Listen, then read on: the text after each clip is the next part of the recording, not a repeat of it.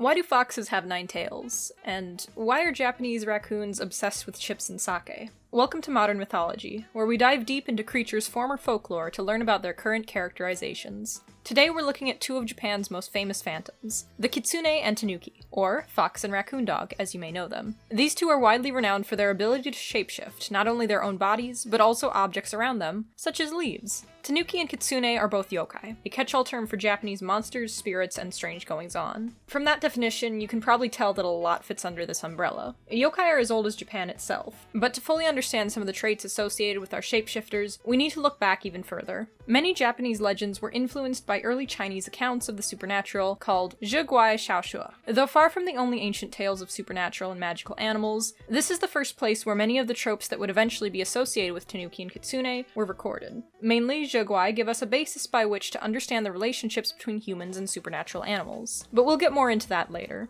For now, to get back to yokai, Japanese monster folklore is some of the richest in the world, and has survived and thrived in the current day due to the interest in yokai in previous eras. In the Meiji era of Japan, paintings and books that categorized and explained various yokai were insanely hot commodities. The famous Night Parade of 100 Demons is the epitome of the early yokai craze. However, when Japan industrialized, interest in spirits and ghosts plummeted to an all-time low. But modern mediums like anime and video games have become perfect platforms upon which to adapt and recycle old myths and monsters. And the industry has really embraced yokai. You'll find that they're everywhere if you know what to look for. Tanuki and Kitsune epitomize this. They're some of the most famous yokai of all time, and their likenesses are featured in countless works. How much they share with their folkloric counterparts varies, but foxes and raccoons have firmly cemented themselves in Japanese pop culture. Take, for instance, Studio Trigger's most recent work, BNA, or Brand New Animal. While all beastmen featured there can shift between human and anthro forms, only lead lady Michiru and her friend Nazuna can take on the body parts of other animals, like wings or a wolf's snout, for instance. There's a more convoluted in-universe reason for this, but their base form animals are a tanuki and fox for a reason.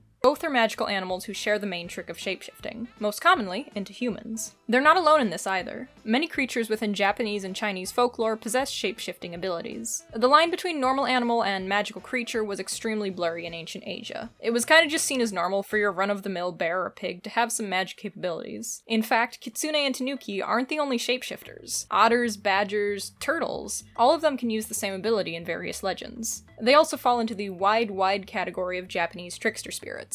Generally, these forest folk aren't looking to kill you so much as swindle you out of your dinner, but they can also be out for blood when the mood strikes. It really just comes down to the story. The cast of magic animals is huge, but Kitsune and Tanuki are definitely the standout stars in modern day. The core trait of shapeshifting is something they share, but there are quite a few flavorful differences between the furry form swappers, so we're gonna cover each individually. Foxes will come first, as their natural charisma has granted them a brighter spotlight in culture than the humble Nuki. And really, what's not to like? Foxes are cute, their ability to get into absolutely everything has earned them the sly descriptor, and their agile, lithe form has made them into a fantastic depiction of the mystical in art. 9-tailed foxes are a common motif, drawing from the belief that old and powerful animal spirits will gain more and more tails as they age and level up. Naturally then, a fox with 9 tails, like Naruto's Kyuubi, isn't messing around and can seriously destroy your day. Naruto himself has a penchant for transforming into promiscuous women, and would you believe me if I said this is actually a nod to classic mythology? Seriously though, haven't you ever wondered why there are so many sexy fox ladies out there? Like, take a look at Rao, a kitsune in disguise from Capcom's Okami. Her honkers are quite a, shall we say, big part of her character. You've also got Ran Yakumo from the Toho series, who is saddled with an unfortunate fan joke that casts her as something of an exhibitionist. It's an age-old question. Why are these ladies so damn foxy? Remember those zhe guai we talked about earlier? That's where this trope comes from. And no, I'm really not kidding. Sexy fox ladies are hundreds of years old, which I think makes them MILFs? Anyway, I said before that shapeshifting animals often take on human form, usually because humans are considered pretty high up on the spiritual food chain, thus being human is coveted. But how, you ask, does a spirit become a real boy? Well, if we look to the zhe guai, we find this, interesting trope. The long and short of it is, various spirits and demons can suck energy out of humans for their own benefit, and the word suck is doing a whole lot of work in that sentence. So take the form of a pretty lady, land yourself a hot stud, and bam, unlimited power. For a PG rendition of the Kitsune, we can look to the Pokemon episode Just Waiting on a Friend. It features a Ninetales that attempts to keep Brock in an illusory mansion by creating a vision of a beautiful woman. Ninetales' fire typing takes inspiration from the myth of Kitsunebe, or Foxfire. Kitsune were often thought to be able to control ghostly flames that floated around their bodies. Cubimon from Digimon Tamers uses many fire-based attacks and is often depicted with flames dancing around her. Also, note the Ninetales. While many of the foxes described thus far have fit into the wicked model of Kitsune behavior, it should be noted that foxes can be benevolent as well, earning them an association with Inari, one of the major gods in the Shinto pantheon. The hermit social link in Persona 4 features an incredibly intelligent fox that grants the prayers of people in Inaba with the help of the protagonist. Foxes such as these are simply referred to as Inari, after the god himself.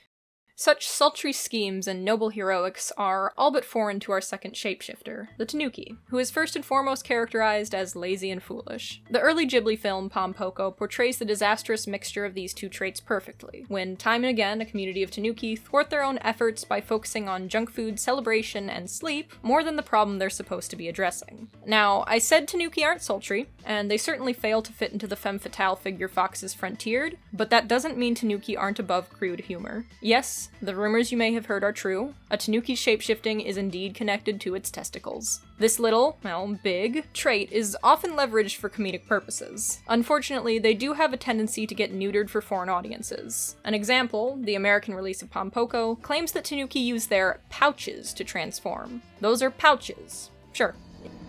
It just goes to show that while Kitsune are beguiling and use charisma to sneakily outfox their targets, Tanuki are more direct and brash. This sometimes ends with humans in fits of rage over being bamboozled, but the Tanuki's thoughtless yet plucky style betrays a larger character trait. Tanuki also have big hearts. They love fun, even when having fun means nearly getting themselves killed or cooked in a hot pot. The eccentric family stars protagonist Yasaburo, a Tanuki who fully embraces the fool's blood he inherited from his father. He's ultimately kind and benevolent, but will walk straight into a mess just because he wants to see what sort of interesting situations might play out. It's a Tanuki's fatal flaw, but it's led them to embrace a life lived in the moment, be they partying, snacking, or stirring up drama. However, living for excitement doesn't mean Tanuki are completely careless. The magical Tanuki carries on the social aspect of the normal Tanuki's behavior. They're social animals who form monogamous pairs and look after their young within a wider forest community, so you'll often see Tanuki starting and caring for families. Animal Crossing's Tom Nook is an example of this. Despite all the jokes about him being a money-grubbing slumlord, it's clear that Nook not only cares for his nephews, Timmy and Tommy, but also for the wider community that he lives in. Strong community and familial ties are often the backbone of works that feature Tanuki. You might see a lone fox causing mischief, but you'd be hard-pressed to find a Tanuki wandering about without at least a few friends. It follows then that Tanuki's favorite activities are social in nature, with social drinking chief among them. Getting sloshed with your friends was as popular in ancient Japan as it is now, and Tanuki were more than happy to join in on the fun. The quintessential Nuki icon can even be seen holding jugs of sake, and their big bellies reflect a life spent in happy indulgence. Tanuki are just as magical as foxes, but they're far more down to earth, making up for what they may lack in charisma and grace. These two shapeshifters share powers and seem to be little more than fuzzy forest friends on the surface, but the rich folklore that fuels the modern depictions of Tanuki and Kitsune we know and love today shows us that each is its own unique character, full of quirks, skills, and flaws. Modern depiction of these two creatures show no sign of slowing down, and if anything, they may become even more popular in an age where culture can easily be shared across borders and around the world. Myths were the first stories, and by drawing upon them, we can speak a language that humans inherently understand. Maybe you've never heard the base myths of Tanuki and Kitsune before, but I bet you probably picked up on some of their repeating traits if you frequently watch anime or play video games.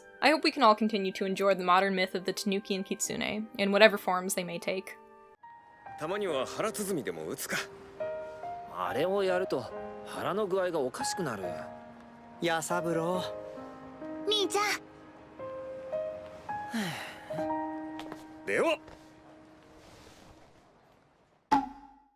Thank you so much for watching this video.